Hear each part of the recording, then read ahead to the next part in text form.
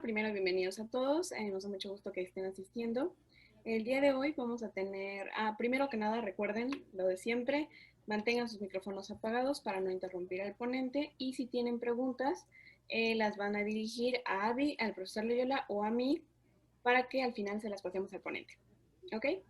Él es Jonathan Yair Sánchez Contreras. El título de su ponencia es Música y Matemáticas, una interesante dualidad. Y él estudió la licenciatura en Matemáticas Aplicadas y Computación en Zacatlán y tomó cursos de intercambio en la Facultad de Ciencias, hizo su tesis sobre las propiedades topológicas y geométricas del conjunto Cantor bajo la dirección de la maestra Adriana Dávila Santos. Actualmente está en el último semestre de la maestría en Ciencias Matemáticas en el Instituto de Matemáticas de la UNAM, Unidad Cuernavaca. Ha participado en el comité organizador del Festival Matemático. Fue de los primeros ponentes en este seminario de matemáticas avanzadas en Acatlán antes de egresar. Y ha participado en el seminario de topología del Instituto de Matemáticas de la UNAM y en el laboratorio de robótica cognitiva en el Centro de Investigación en Ciencias de la UAM. También ha participado como divulgador de la ciencia tanto en Acatlán como en el IMATE. Entonces, bueno, ahora sí puedes comenzar con tu ponencia. Ok, bueno, gracias. Pues como ya lo dijeron, mi plática es titulada Música y Matemáticas, una interesante dualidad. Pues yo quiero platicarles un poquito de cómo es que mediante algún uso de estructuras algebraicas podemos comprender un poquito mejor la música. Entonces, en este sentido, déjenme empezar con esta frase de Leibniz que dice que la música es un ejercicio aritmético oculto del alma que no sabe que está contando. Aquí podemos ver lo que es un fragmento que saqué de una aplicación con la cual te permite escuchar notas musicales, un fragmento de Moonlight Sonata de Beethoven. Quiero iniciar con este fragmento musical porque quiero hacer notar que realmente hay una dualidad entre lo que es la matemática y lo que es la música.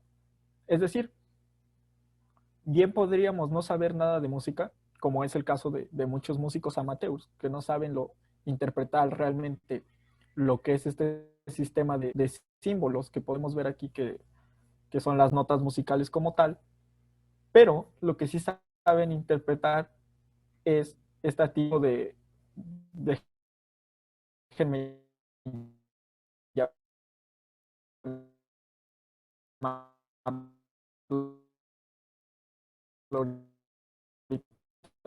traducción,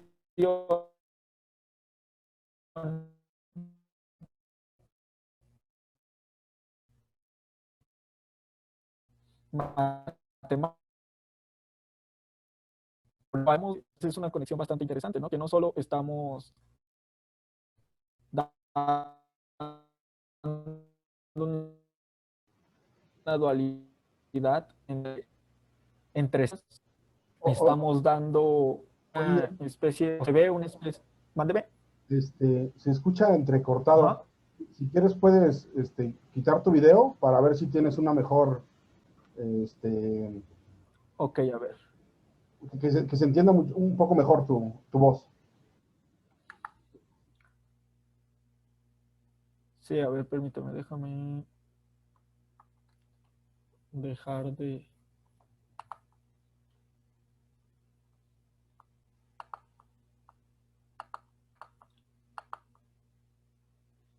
Caray.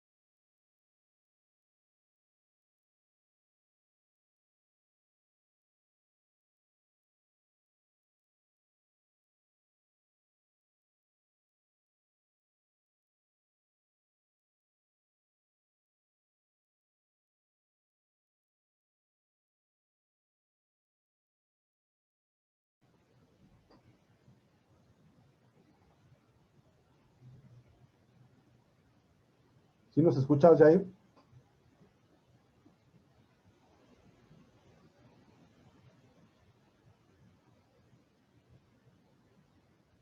¿Qué onda ya? Pequeño problemilla técnico, pero ya quedó. Ahorita vuelvo a compartir pantalla y continuamos. ¿Me escuchan bien? Sí, ahora sí. Vale.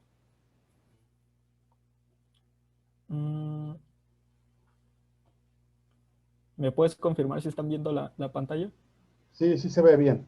Vale. Mm, Bueno, entonces retomando un poquito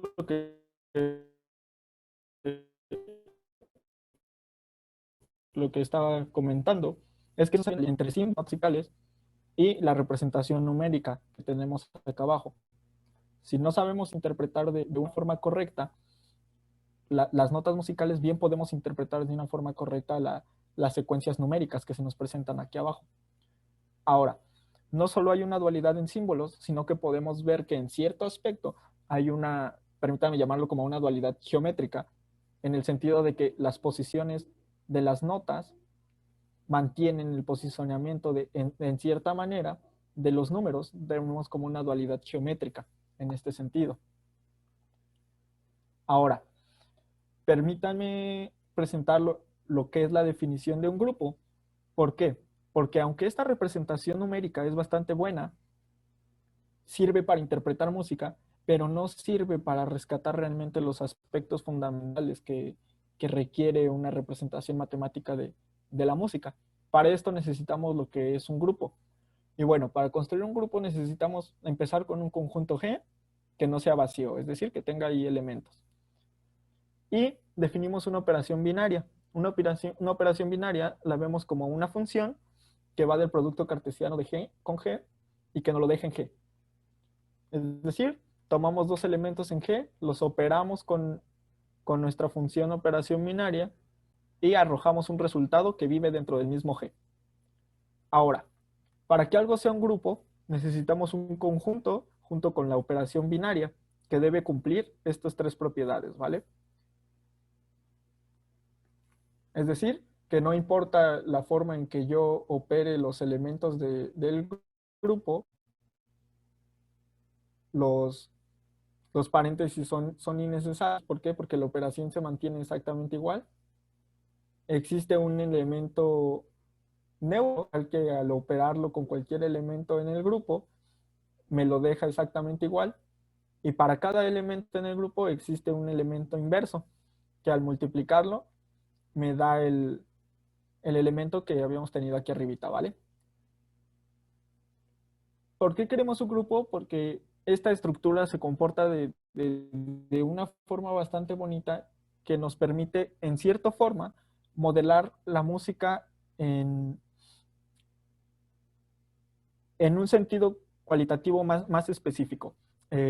¿A qué me refiero? Bueno, lo que quiero ahorita que se queden, realmente lo que quiero que recapte del grupo es que nosotros tenemos un conjunto con cierta estructura que nos permite o tratar los elementos dentro de ese conjunto sin que se nos salgan fuera de este mismo conjunto, ¿vale?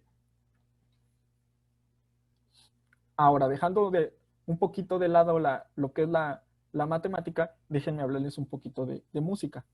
Quiero empezar con la definición de tono porque es algo básico. Un tono es un sonido específico que tiene una frecuencia de vibración. Nuestro sistema musical está formado por 12 tonos que son representados por 7 letras y cada uno se repite cuando se duplican su frecuencia. Ahorita permítanme dejarlo así y en la siguiente diapositiva explico esto desde una forma más visual. Otra cuestión con las que vamos a estar trabajando son las octavas. Las octavas es el rango de tonos que comienzan con una frecuencia hasta que alcanzan el doble de esta frecuencia. ¿Qué es lo que nos están diciendo todas estas cosas? Bueno, pues tenemos nuestros tonos, ¿no? Que van desde do hasta si.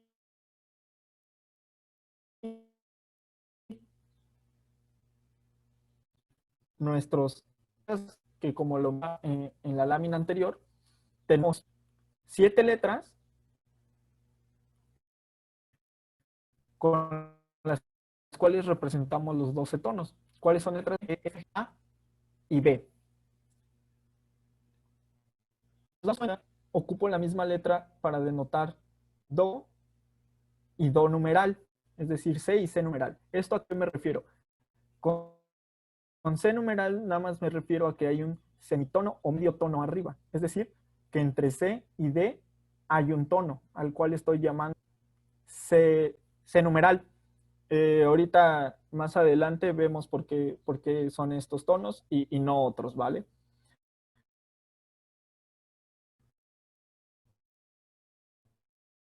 ¿A qué se refiere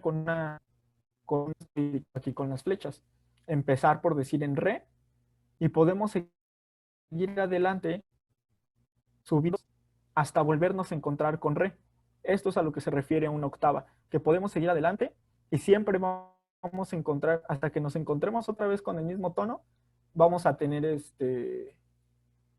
nuestra octava. Ahora, ¿por qué tenemos estos 12 tonos? Bueno, porque estamos tomando como base la afinación equitemperada. Es como multiplicar 2 a la 1 entre 12 la frecuencia de un tono base.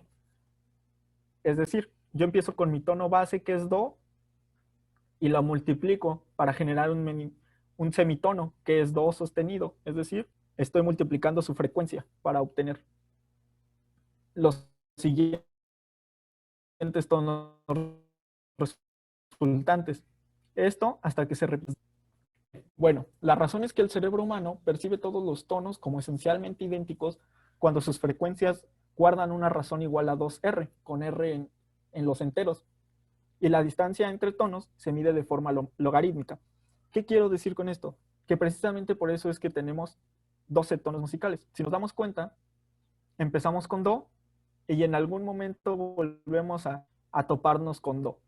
Es decir, después de que dobla la frecuencia Do, nuestro cerebro interpreta Do como si siguiera siendo Do, nada más que cambia en este sentido, llamémoslo como si sonara más agudo o más grueso. Es por eso que en las teclas del piano tenemos varias octavas donde siempre ocupamos los mismos tonos, pero con un distinto sonido, pero en esencia siguen siendo los mismos 12 tonos. Ahora, ¿a qué me refiero con que la distancia entre tonos se mide de forma logarítmica? Bueno, pues si en una octava tenemos dos tonos con una frecuencia F1 y F2 respectivamente, la distancia se mide como el logaritmo en base 2 de F1 menos el logaritmo de base 2 de F2. Es decir, los tonos se identifican después de doblar su frecuencia. Y cuando dividimos esta distancia en 12 partes iguales, obtenemos ahora sí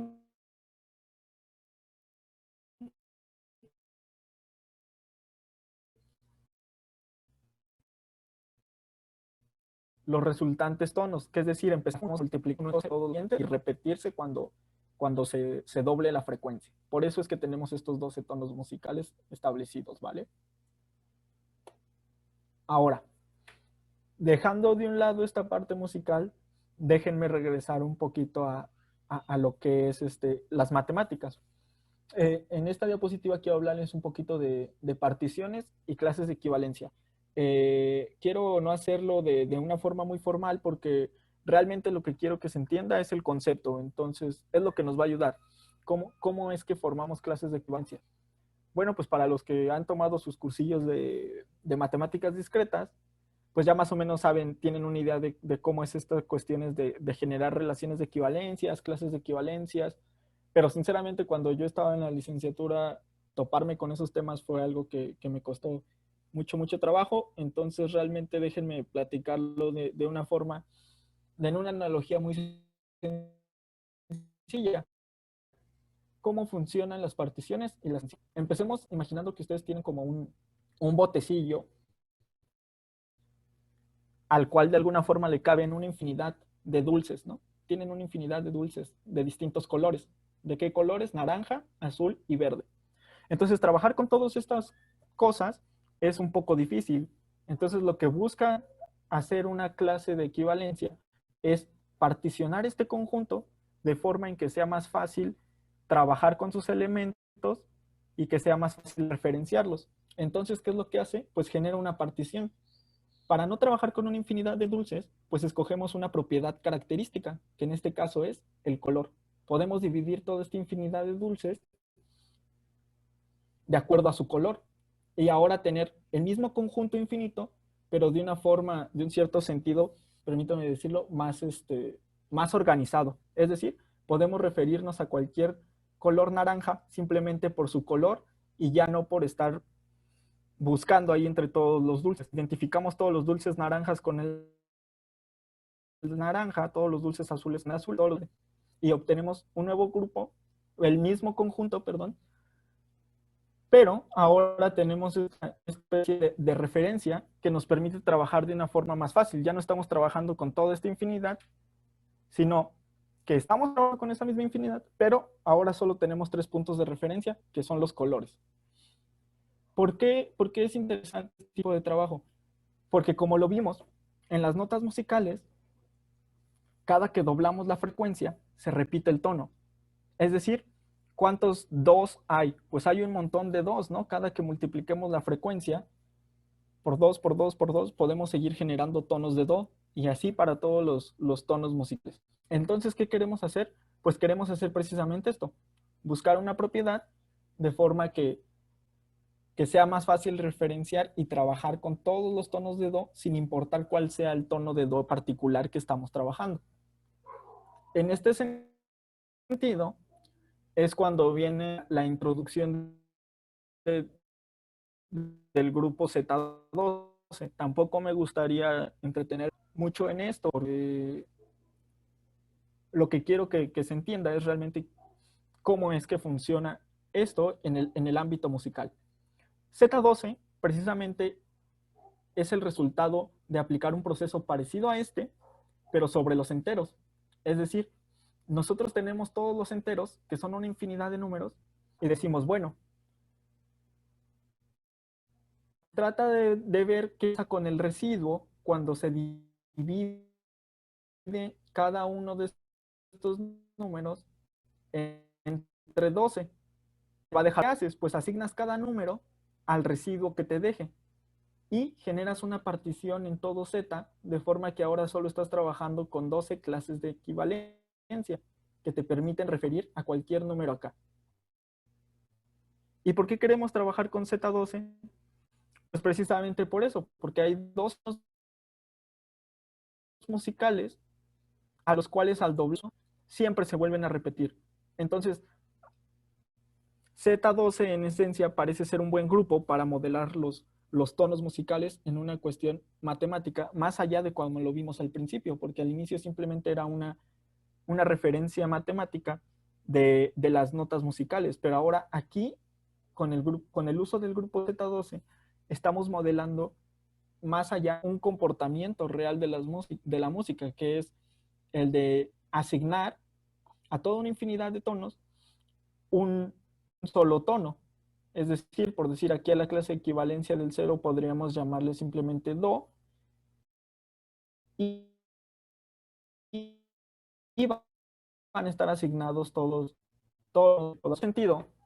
Trabajando con Z12 podemos asignar, como lo decía, a cada uno un tono. ¿Cómo lo hacemos? Bueno, pues realmente la asignación no importa. Pero aquí pues vamos a tomar la asignación más sencilla, que es, tenemos ordenados ya los tonos en esta forma de semitonos y tenemos ordenado el conjunto Z12. Aquí no estoy tomando los corchetes, pero quiero que entiendan que esto en realidad estamos trabajando con una infinidad de dos y estamos haciendo simplemente una asignación hacia el cero para trabajar con do de esta manera. Y simplemente estoy tomando aquí las 12 notas en el piano. ¿Qué es lo que sucede con esta asignación? Precisamente es que si nos damos cuenta en el piano, esta estructura básica se repite un montón de veces de acuerdo a las características. Entonces basta modelar esta parte chiquita para poder trabajar con el todo, que es lo que realmente estamos haciendo, ¿vale? En este sentido, permítanme mostrar cómo es que se da esta dualidad entre el grupo Z12 y la música. Con un ejemplito fácil. Nos tenemos que es la escala cromática, que en este sentido es los 12 tonos en el orden que se mostró inicialmente. Y por otro lado tenemos la escala de C mayor, representada por este nuevo ordenamiento de los tonos. Y la escala F mayor, que está dada por esta siguiente. Entonces, ¿qué podemos decir con Z12? Bueno, pues con asociar estos tonos a Z12 ya tenemos y podemos empezar a ver relaciones interesantes. Por decir, podemos ver que la escala de C mayor puede reducir a la escala de F mayor. ¿Cómo? Bueno, pues si en la escala cromática yo la transformo o la asocio a sus elementos en Z12, otra vez estoy eliminando los corchetes nada más por facilidad de trabajo, pero en realidad estas son clases características.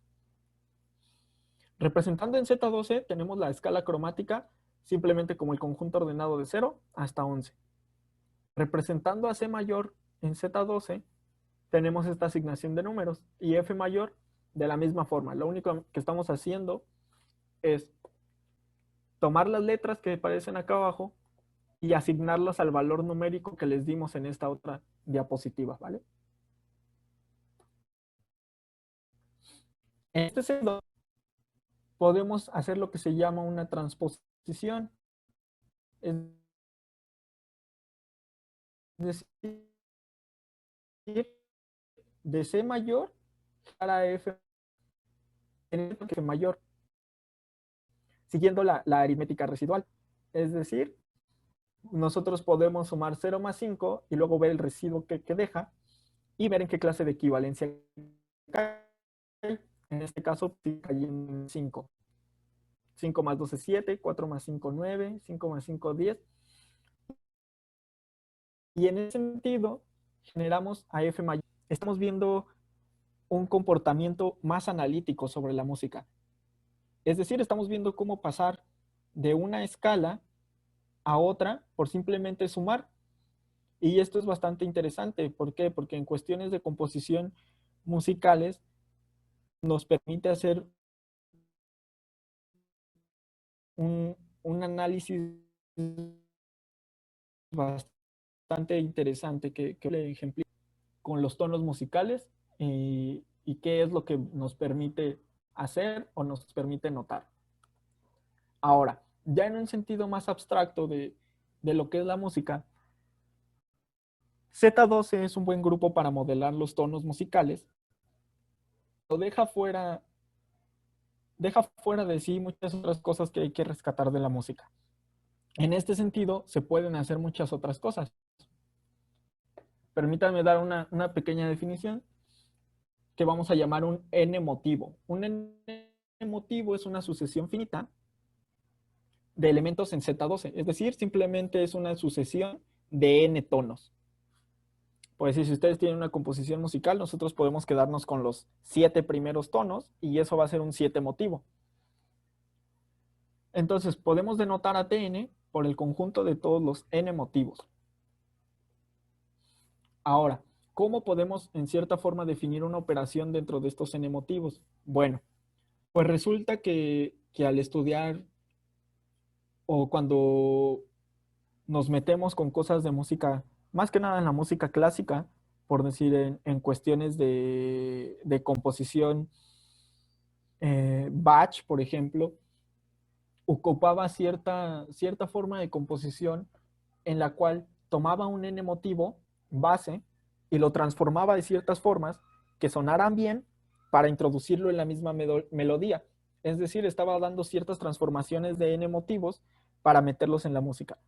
En base a eso, se pueden modelar distintas, o más bien 3 operaciones básicas sobre un n motivo, o ciertas 3 funciones básicas en un n motivo que te permiten generar nuevas composiciones. La primera de ellas es una inversión respecto a un tono S fijo.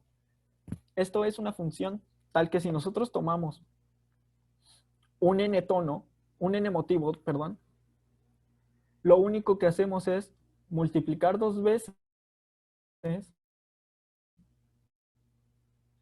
el tono S y luego restarle el elemento originativo. Es decir, lo que estamos haciendo es hacer precisamente una inversión respecto al tono. Estamos multiplicando 2 veces S para mantener lo que decíamos. Multiplicar 2 veces un tono, cuando alcanza el doble de su frecuencia, se mantiene exactamente igual.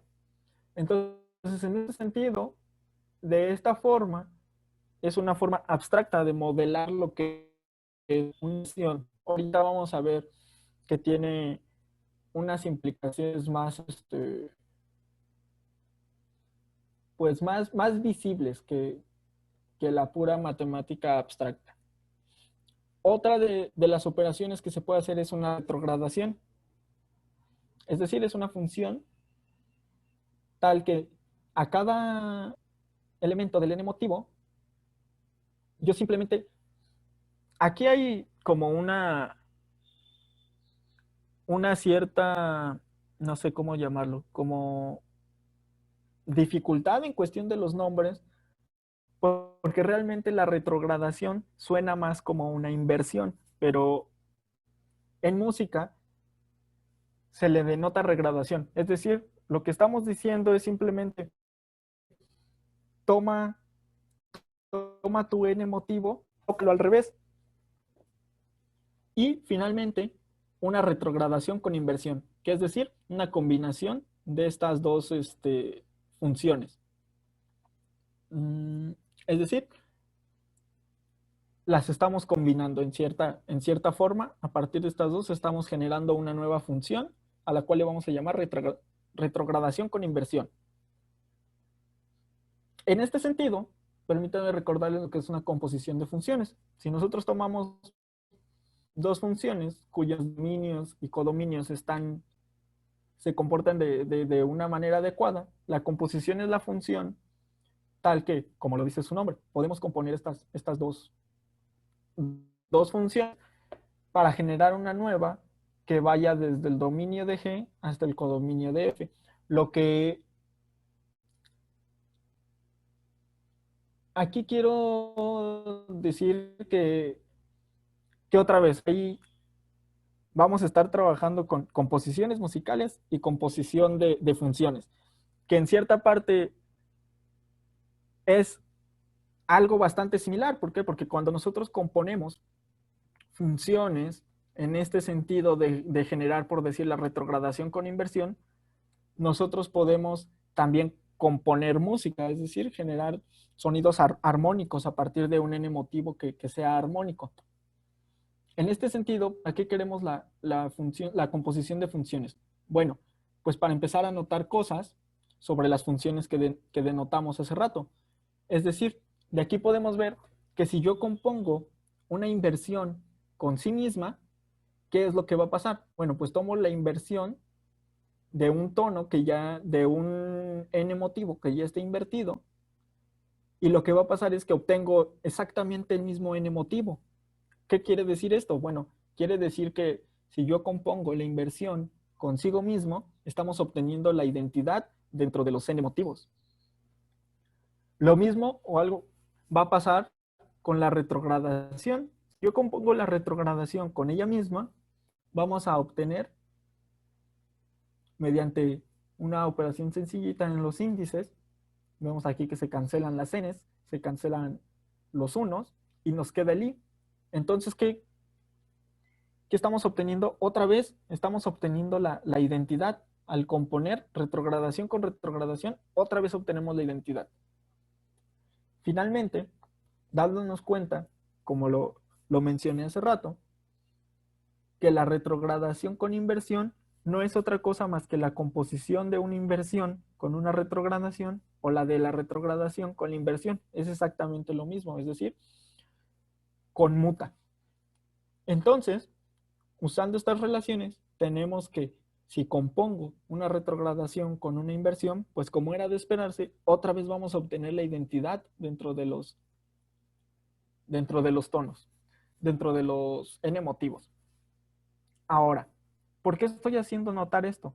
Bueno, pues que a partir de esto, de cómo es que se están comportando estas composiciones y esta observación, y aunándole las propiedades que ya sabemos de asociatividad, que conta la composición de funciones, pues bueno, resulta que nosotros podemos generar un nuevo grupo. ¿Cómo?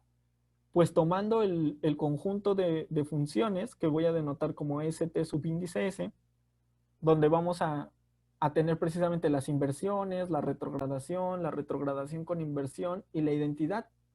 Y le vamos a poder dar la estructura de grupo con la composición de funciones.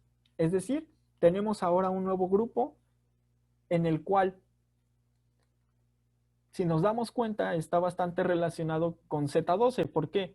Porque en realidad estamos ocupando funciones que operan en elementos de Z12. Entonces empezamos dándole a los tonos una estructura de grupo y terminamos dándole a las operaciones sobre los tonos una estructura de grupo también, al cual vamos a llamar STS con la composición.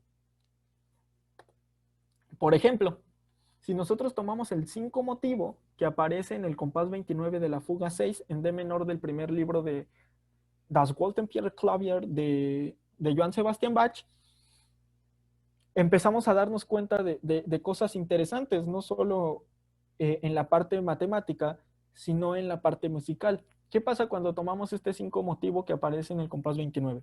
Bueno, pues tomamos el 5 motivo, que es este, y lo pasamos a sus elementos en Z12, obteniendo este nuevo conjuntito numérico. Ahora, si nosotros invertimos este 5 motivo respecto a G, que tiene el valor de 7, a esto es a lo que me refiero con tomar las clases de equivalencia. Tenemos que 7 por 2 es 14, y 14 lo puedo representar como 12 por 1 más 2. Entonces su residuo es 2. Es decir, dentro de las clases de equivalencia yo puedo tomar al 7 como el 2 y no hay ningún problema. Así entonces, al invertir respecto al 7, yo aquí bien puedo restar 7 o 2, es exactamente lo mismo. Por simplicidad, siempre trabajamos con la clase de equivalencia más pequeña.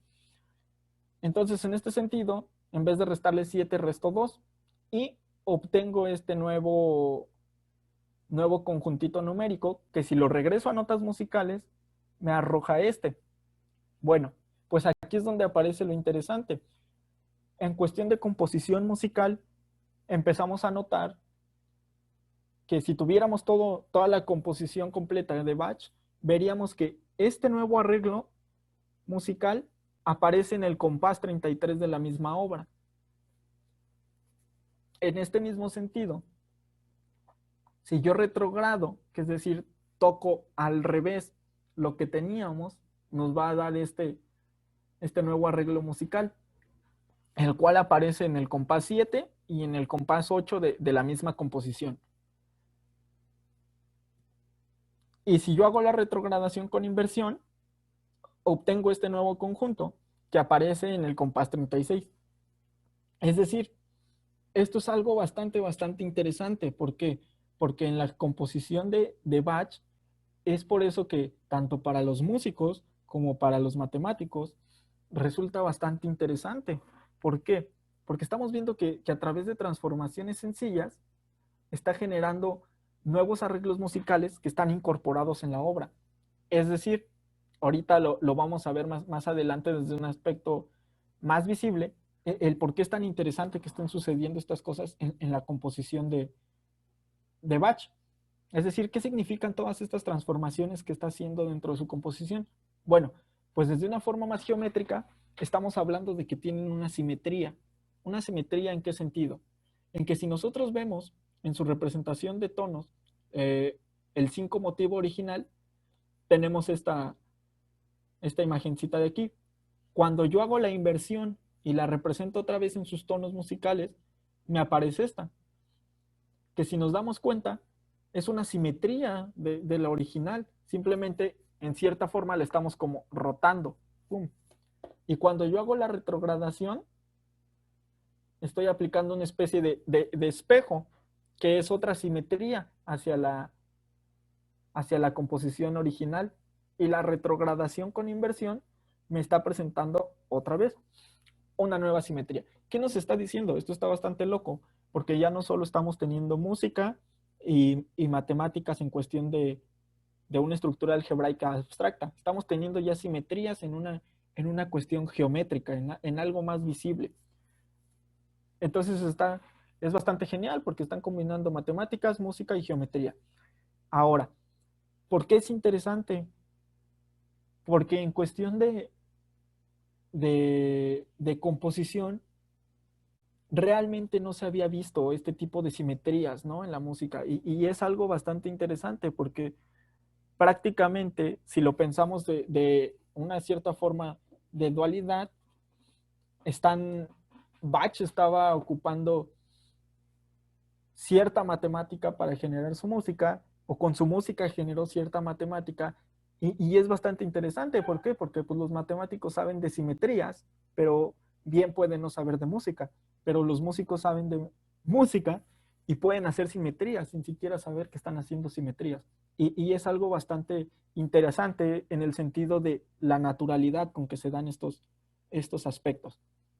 En este sentido, si yo represento los tonos musicales en una forma más geométrica, podemos ver cómo se comportan estas simetrías. Es decir, nosotros tenemos aquí nuestro 5 motivo y vemos que podemos rotarlo bajo este eje que está aquí. ¡Pum! Ahora, este mismo yo puedo rotarlo y puedo crear un montón de transformaciones basándonos en este simple 5 motivo y irlos adecuando a las composiciones musicales. Esto es algo bastante interesante, porque nos está hablando de una forma de componer música bastante inteligible. Es decir, es por eso que las obras de Bach se han considerado obras maestras. ¿Por qué? Porque detrás de ellos hay una razón bastante inteligible de que las cosas sean en este sentido. Ahora, ¿qué es tan interesante también de la interpretación musical de Bach? Es que estas simetrías le permitieron crear acertijos musicales. Es decir, cuando él tenía que presentar sus obras a sus alumnos o a gente que quería interpretar su música, él presentaba ciertos acertijos en estas cuestiones de simetrías. Es decir, yo te doy una parte de la música y tú trata de encontrar las simetrías para que se adecúen a esta música. Entonces es bastante interesante. ¿Por qué? Porque lo que estaba haciendo era plantear problemas matemáticos en un sentido musical a sus alumnos. Es decir, estaba estimulando en esta forma la manera de pensar abstracta, pero hacia la música. Y es algo bastante interesante. Esto llevó a que incluso Beethoven llamara o denominara a Bach como el padre de la armonía, porque estas simetrías generaban una armonía bastante interesante en su música.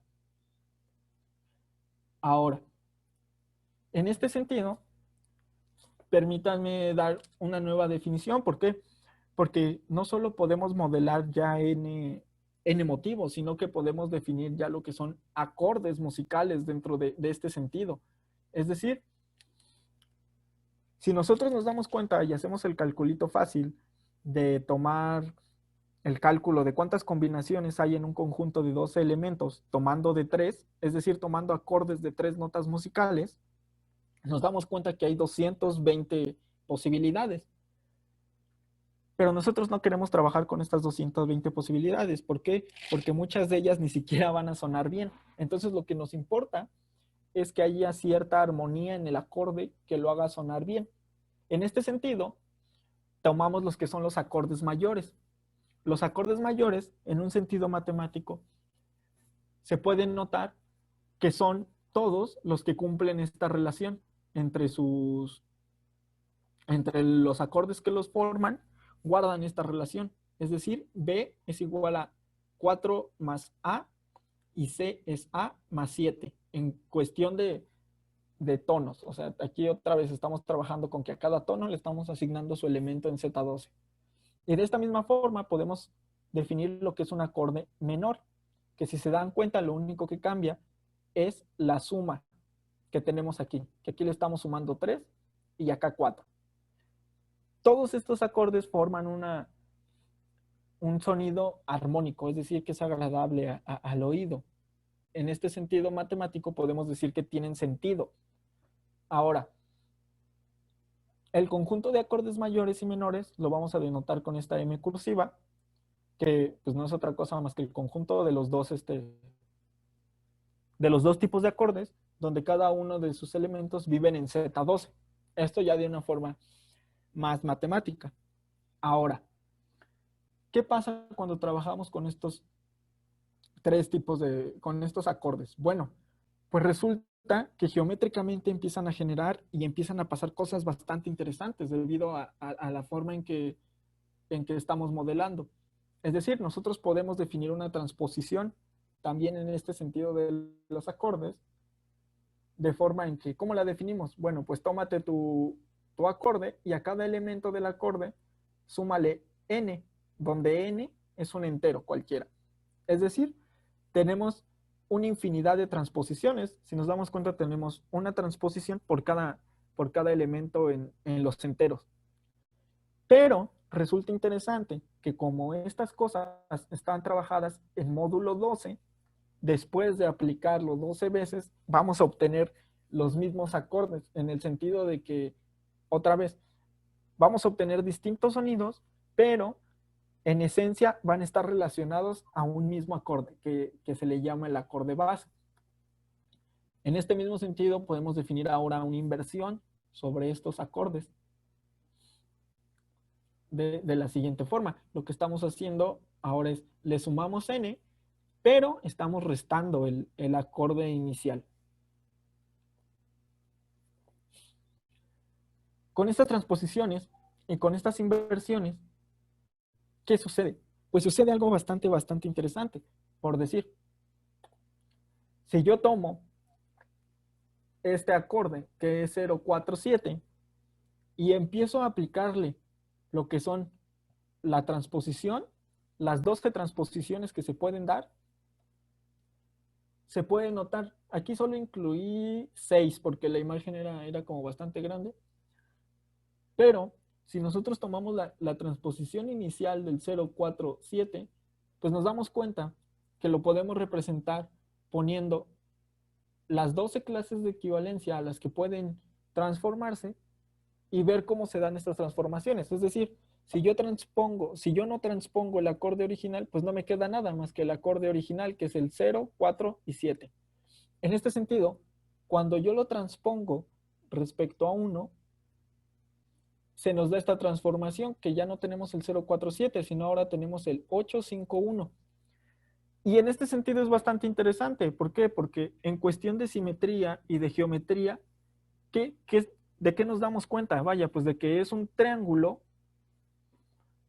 cuyos vértices van rotando en todas estas 12 posibilidades. Es decir, estamos hablando de simetrías que se están comportando de una forma bastante agradable. No estamos hablando más allá que de una rotación.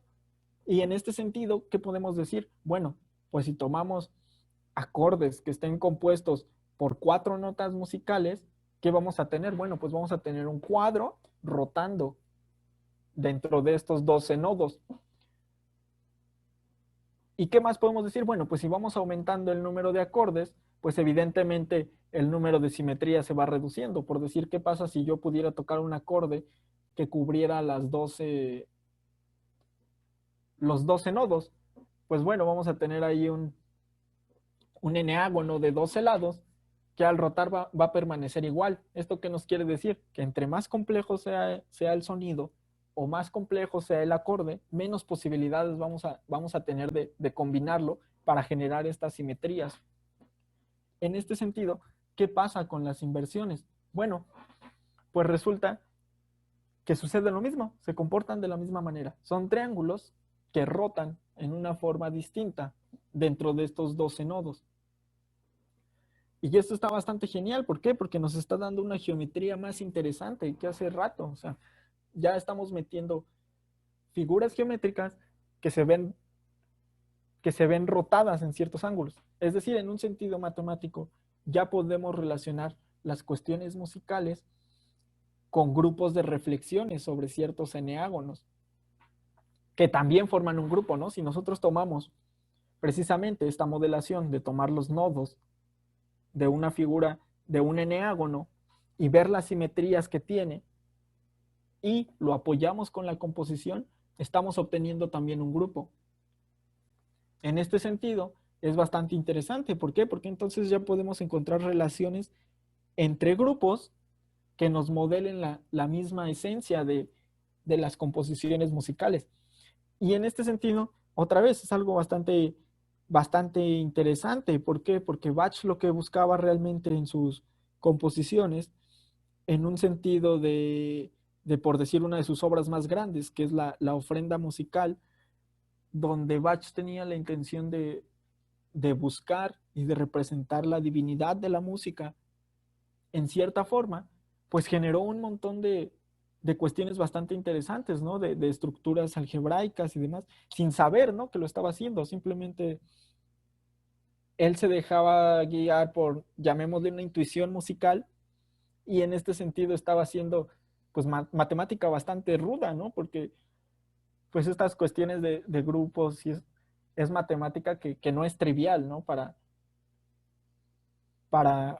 para los que estudian matemáticas, todo lo que es teoría de grupos, pues no es una cuestión tan trivial y tiene aplicaciones en todos lados, como ahorita lo estamos viendo en la música. Es bastante interesante la forma en que se puede modelar y en que se pueden relacionar distintas áreas de la matemática con algo como lo es la música. ¿Y qué nos está diciendo esto en el sentido musical? Vaya, pues nos está hablando de la complejidad de composición que tenían estos sujetos. Y a partir de darse cuenta de estas cositas, digo, no podemos detenernos aquí, ¿no? Bien podríamos seguir con cuestiones de meterles una topología, ver cómo se comportan, para los que tengan alguna idea de lo que es la topología y cómo funciona, pues ya podemos hablar de lo que es una topología, podemos hablar de lo que es la continuidad de estas transformaciones y realmente explotar toda esta abstracción a un nivel bastante interesante, el cual pues no me gustaría realmente explicarlo como tal ahorita, porque son cosas bastante complicadas, ¿no? Que necesitan realmente mucha formación y mucha investigación que realmente ni yo me he permitido tener, ¿no? Y en este sentido es bastante interesante porque no podemos detenernos aquí y empiezan a meterse con aspectos, como ya tenemos geometría y tenemos álgebra, empiezan a meterse aspectos bastante rudos que involucran geometría algebraica, teorías de módulos, se meten incluso con cuestiones de categorías, topología algebraica, teorías de representaciones. Y esto es algo bastante interesante, porque no solo eso, por decir, en la ofrenda musical, Bach presentó algo bastante interesante, a lo cual le llamó el canon cangrejo, que fue todo un boom dentro de esta composición. ¿Por qué? Porque lo que hizo prácticamente es generar una especie de palíndromo musical, que cuando es modelado en su totalidad musical, cómo es que esos canones cangrejo trabajan, pues empezamos a encontrar involucraciones incluso con fractales, y es bastante interesante porque ya trabajar con fractales y composiciones musicales abre todo un mundo totalmente diferente, porque los fractales también modelan un montón de cosas. Se pueden encontrar cuestiones que impliquen cosas con el ADN, con la naturaleza. Entonces estamos hablando de una complejidad matemática bastante grande. Es decir, una complejidad musical bastante bonita. Entonces, ¿qué es lo que quiero decir técnicamente es que la música clásica en ese sentido tiene este nivel de complejidad y de abstracción bastante interesante que, que nos permite estudiarla de esta forma. Digo, no estoy diciendo que la música moderna no pueda ser estudiada de esta forma, porque sí es posible, pero lo que estoy rescatando es que no hay esta riqueza de estructura como la tienen estas composiciones que tenían estos sujetos, ¿no? Es por eso que normalmente son tomados como gente bastante extraordinaria y con una capacidad de composición sorprendente, porque sus composiciones tienen un trasfondo inteligible bastante fuerte. En este sentido, más allá del aspecto puramente matemático y más divulgativo, hay un libro bastante interesante que me gustaría comentarles, que es el de Gödel, Escher y Bach, Un eterno y gracia y bucle, de Douglas R. Hofstadter. Es un libro bastante interesante donde técnicamente habla de por qué es que las composiciones de Bach son tan interesantes y la relación que tiene con el trabajo de los dibujos que hacía Escher y el trabajo de Gödel en cuestión del teorema ay, se me olvidó el nombre de incompletitud.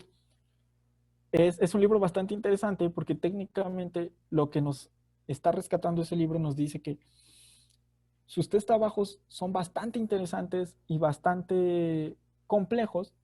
¿Por qué? Porque los tres se relacionan de una forma bastante parecida. Es decir, los tres trabajan con estructuras autosimilares.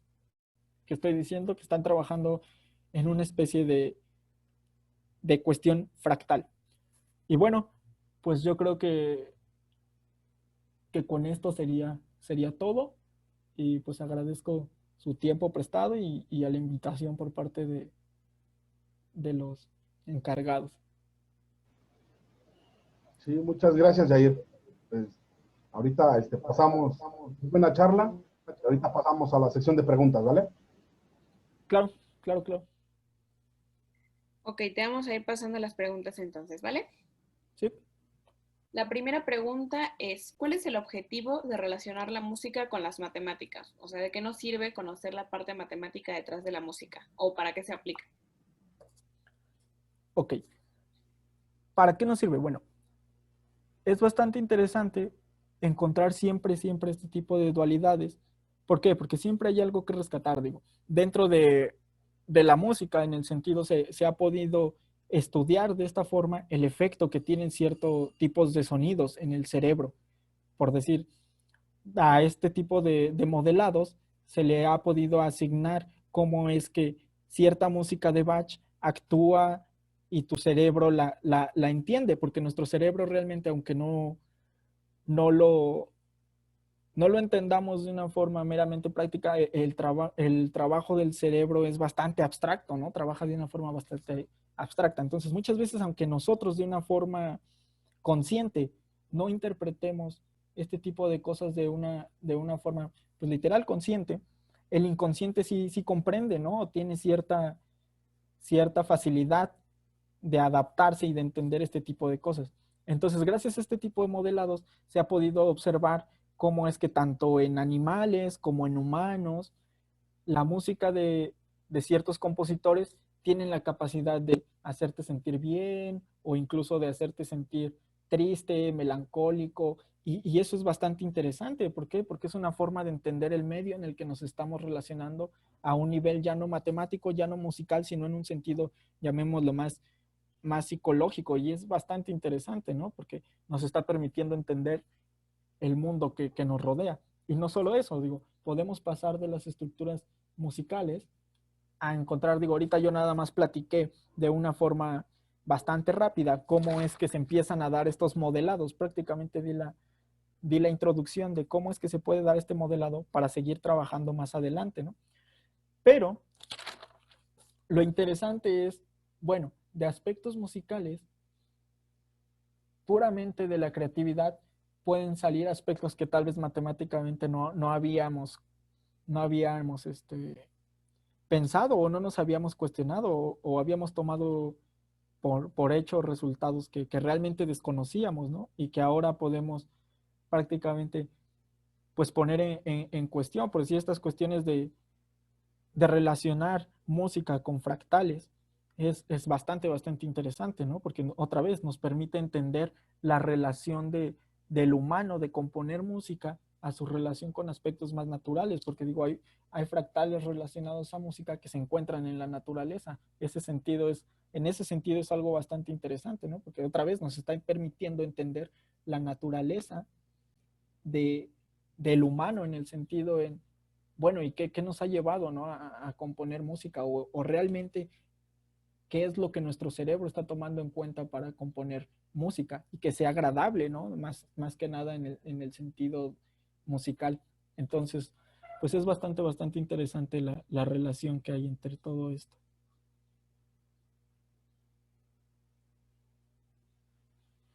La siguiente pregunta dice, ¿así que ese se opera no con su análogo en Z12, sino con su frecuencia para las inversiones? A ver, ¿me puedes repetir otra vez la pregunta, por favor? Así que ese se opera no con su análogo en Z12, sino con su frecuencia para las inversiones. Así que ese se está refiriendo al tono en el que se está tomando la inversión. Sí, fue justo cuando platicaste sobre eso. Permítame regresar a esta diapositiva. Aquí, en esta. No, ese lo estamos tomando, acuérdense, cualquier tono se puede representar en Z12. Entonces, a ese lo estoy tomando en su representación en Z12, pero su representación en Z12 me está hablando de una modelación en cuestiones de frecuencia asociada, es decir, yo lo que estoy haciendo prácticamente, o lo que se está modelando prácticamente es tomar a ese, llamémosle, por decir aquí en el ejemplito que puse, si nos damos cuenta estamos invirtiendo respecto a 7, y a 7 lo estoy tomando en su representación en Z12. ¿Por qué? Porque hay una equivalencia entre las frecuencias. Es decir, no me está importando en qué frecuencia estoy tomando G, simplemente estoy tomando su representación en Z12 y para cualquier otro G que tome dentro de las clases de equivalencia me va a arrojar esta misma composición. ¿Qué es lo que pasa con las frecuencias? Bueno, lo que pasa con las frecuencias es que si yo empiezo a tomar en cuenta las cuestiones de las frecuencias, vamos a tener que esta composición musical, bueno, o va a sonar más aguda o más grave, pero en esencia va a seguir siendo la misma transformación.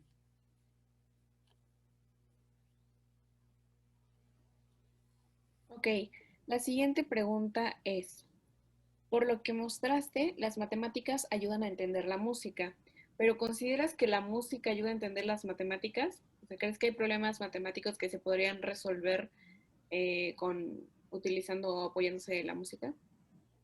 Mira, en este sentido,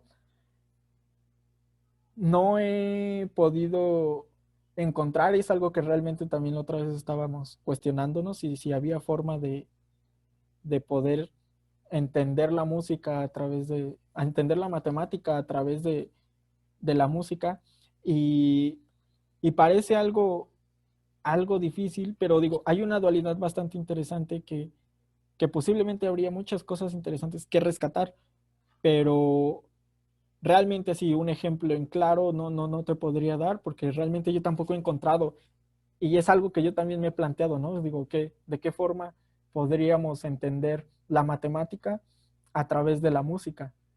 El problema yo creo es que la cuestión musical es rara vez hay esta convergencia en cuestión de matemática y música, en el sentido de que alguien para poder plantear esas cosas, tendría que ser alguien que sepa mucho de música y mucho de matemáticas, ¿no? En este sentido, realmente hay gente trabajando en ello. Algún ejemplo que yo podría dar ahorita de repente es el matemático Emilio Luis Puebla. Él es un excelente pianista y excelente matemático que precisamente trabaja con cuestiones algebraicas, de topología algebraica, y tiene varios artículos ahí interesantes sobre este tipo de relaciones y varios libros también bastante interesantes. Yo creo que sería un buen comienzo para empezar a buscar por ahí, pero realmente yo ahorita sí no tengo el dato, pero en mi mera opinión, yo creo que sí es posible entender de una forma musical las matemáticas y plantear ciertos retos. La siguiente dice, ¿el acorde ABC es el mismo acorde que el acorde BAC o cualquier permutación de sus elementos? No, no. Bueno, en el sentido de como lo estoy poniendo aquí, no. ¿Por qué? Porque si nos damos cuenta, el hecho de pedir esta relación de que B sea igual a A más 4, le estoy dando ciertas características al posicionamiento de cada uno de los acordes. Entonces, en ese sentido, cambiaría. Porque si tú cambias de orden ABC, estas relaciones también van a cambiar de orden. ¿Lo puedes hacer? ¿Se puede hacer de esa forma? O sea, aquí lo estamos tomando como simple convicción de que se mantiene el orden ABC. Bien puedes quitarte esa cuestión, pero va a ser más difícil estar trabajando con las permutaciones de los acordes. Es tener una cuestión más que tienes que ir acarreando en cuestión de cuando estás trabajando, tienes que estar acarreando en ese sentido la observación, ¿no? De que no hay problema. Pero realmente al pedir estas relaciones entre los elementos, estamos llegando a un como acuerdo de que se mantenga el orden en ABC. Ok, la siguiente pregunta es, se sabe que hay teoría musical con respecto a fractales. ¿Conoces algo de eso?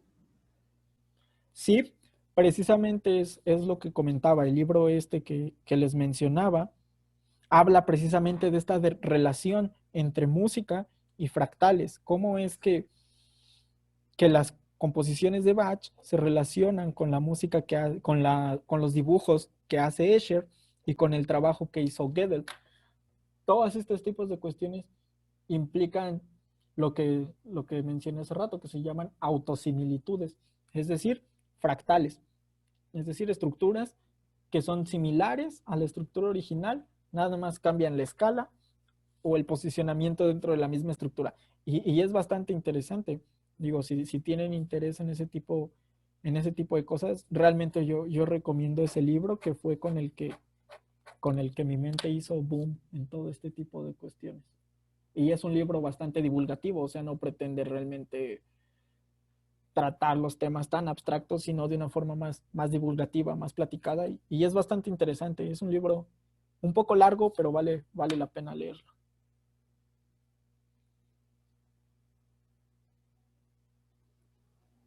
La siguiente dice, ¿relacionabas esto que mencionas con una obra de Bach?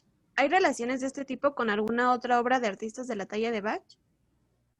Sí, cuando uno empieza, uno de los, uno normal, bueno, yo en lo especial me gusta agarrar las obras de Bach porque en ese sentido es lo que hace tan especial a la composición de Bach, ¿no? O sea, Bach fue el primero, se podría decir, en meter este tipo de simetrías en su música y de verla de una forma bastante interesante en cuestión de plantear acertijos musicales y todo ese tipo de cosillas. Pero en este sentido, por decir, la música de Beethoven también ha permitido bastante desarrollo de cosas muy interesantes, ¿no? Y más en el sentido de cuando empezó a componer en su estado de sordera, permite ver cómo es que realmente se desarrolla, ¿no? Su manera de pensar musical más allá de los sonidos, sino de la pura teoría abstracta de la composición. Es decir, ya no estás escuchando, sino estás dándote una idea de cómo entender el sonido de una forma no escuchada. Y eso es bastante interesante, ¿no? Porque estás rompiendo una barrera, porque cuando tú te dicen composición musical, lo primero que piensas es en el sentido del oído o de la composición, y si quitas alguna parece ser bastante incompleta. Pero en las obras de Beethoven se ve una armonía bastante interesante que se debió a prácticamente teorización interna y pues a otros sentidos, ¿no? Como el de la vibración y todo este tipo de cosas es bastante, bastante interesante también. La siguiente pregunta es, ¿basta con que sea simétrico para que suene bien? Y si sus composiciones se pueden ver con ese sentido matemático, ¿significa que un programa de computadora podría escribir música como la de Bach? Ok, en este sentido, no basta con que sea simétrico. ¿Por qué? Porque es lo que estoy diciendo aquí en esta cuestión de cuando definí los acordes mayores y los acordes menores. Si yo me permito la libertad de tomar los 220 acordes que nos permite esta posibilidad de tomar 3 acordes en un conjunto de 12 tonos, van a haber muchos que, como lo dije, no tienen sentido matemático, es decir, no van a sonar bien, van a sonar mal, van a ser desagradables al oído. Entonces, cuando tú empiezas a transformar algo que suena mal, pues seguramente la transformación también va a sonar mal o puede que suene bastante bien. Es una cuestión puramente de armonía ya más musical, más allá de matemática. O sea, no basta con que sea invertible. Ahora, en el otro sentido de la pregunta, sí es posible que alguna computadora haga composiciones musicales. De hecho, hay muchos proyectos. El más fuerte es, hay uno que tiene Sony, que es de una inteligencia artificial que ha empezado a producir música. Produce música basándose en, pues es inteligencia artificial, le presentas muchos ritmos y aprende a cómo van relacionando los ritmos y te permite hacer música. Ahora, en un sentido más personal, no de máquina, hay muchos lenguajes de programación que te permiten programar música y es algo bastante interesante. De hecho, hay varias librerías que tiene Python para poder programar música y hay varios programas de paga que te permiten programar música con ritmos predeterminados y con funciones predeterminadas basados en todo este tipo de cosas. O sea, prácticamente te deja jugar con este tipo de modelaciones. Es bastante, bastante padre. La siguiente dice, en las otras bellas artes, ¿conoces algún ejemplo análogo? Es decir, un grupo y sus simetrías actuando en una pintura, escultura o similar. Sí, otra vez, en ese sentido, me vuelvo a referir al libro este. O sea, técnicamente, este libro está relacionando fractales y este tipo de estructuras de simetrías y de cuestiones matemáticas en un sentido musical, en un sentido de dibujo y de pintura, y en un sentido matemático filosófico, que es el trabajo y lógico, que es el trabajo de Gödel. Entonces, en este sentido, sí, el hecho de que en que la pintura es una representación mera pictográfica de algo, hay toda una teoría bastante, bastante interesante detrás de todas estas cosas en cuestiones de simetrías, de escalas, de puntos de, ¿cómo se les llama? De puntos de fuga y todo ese tipo de cosas que presentan una teoría matemática también bastante, bastante interesante en cuestión de geometría. Ok, la siguiente pregunta dice, ¿en la música digital se ocupan las acciones de grupos o también es intuitivo como en la mayoría de las composiciones? Ok. Eh, no sé a qué se refiere con música digital, supongo que cuestiones como de electrónica y este tipo de cosas. Seguramente, digo, otra vez, es difícil que se pongan en cuestiones puramente matemáticas a hacer música, ¿no? Porque realmente tendrías que ser alguien dedicado a la matemática que se ponga a hacer música. Y normalmente son dos cosas que pues muy poca gente ha logrado, ¿no? O eres músico o eres matemático. Entonces, en este sentido, mucha de la música que es creada en cuestión electrónica es de una forma intuitiva, pero seguramente si nos podemos analizarlas de una forma matemática, tiene resultados bastante, bastante interesantes, porque la cuestión de la música digital permite una variedad de composición única, en el sentido de que tu base de tonos ya no estás manejando tonos básicos, como en este caso, ellos no están componiendo cosas con do o con re, sino están haciendo cosas más interesantes en el sentido de que, por decir, pueden grabar o tomar el fragmento del sonido de la lluvia, aislar ciertos sonidos e incorporarlos en su música.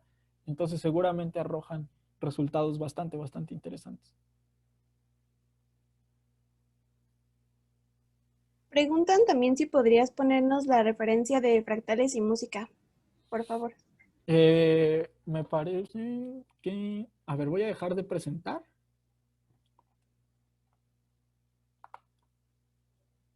¿Y les parece si la pongo aquí en el chat? En el chat les pongo la referencia del libro este. Sí, estaría genial, Jair, por favor. Es un librito que realmente, como les comento, es algo largo, pero es bastante interesante. Es de mis libros favoritos y se encuentra muy, muy fácil en internet. Y, y si alguien no lo encuentra, yo lo tengo en PDF, realmente se los podría compartir. No sé si te lo podría pasar a ti, Enrique, y que los interesados se pongan en contacto contigo. O también, sí, sí, sin problema. De todos modos tenemos el grupo del seminario en Facebook. Ah, perfecto. Sí, sin problema, Jair.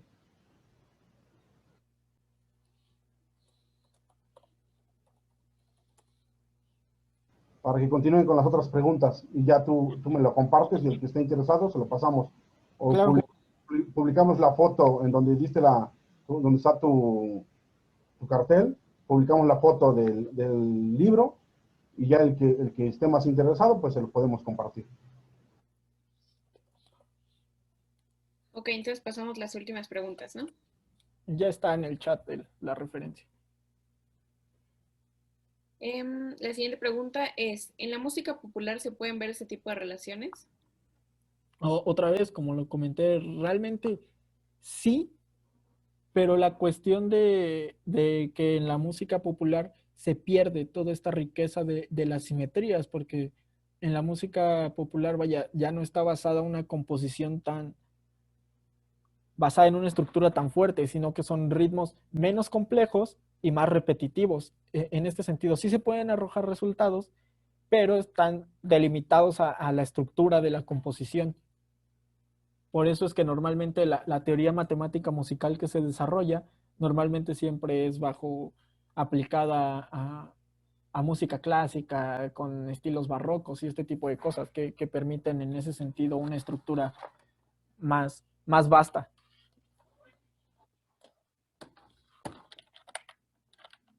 Pero pues sí, sí es posible. La siguiente dice, ¿qué papel juega la duración de las notas y los silencios en una representación matemática?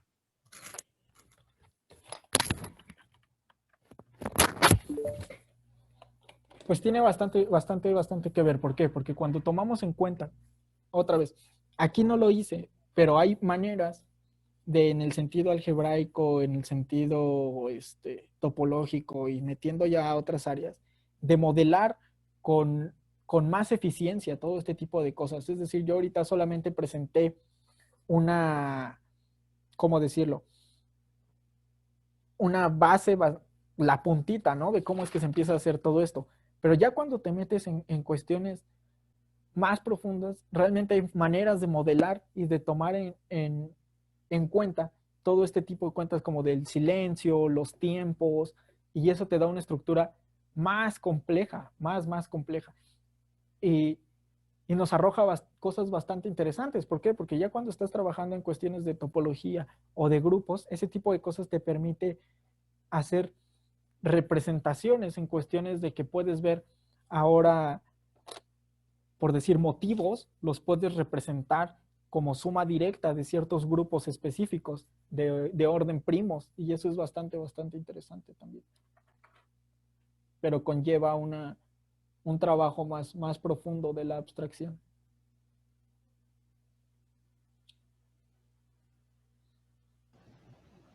Ok. ¿Hay alguna otra pregunta, Denise? No, ya son todas. Ok.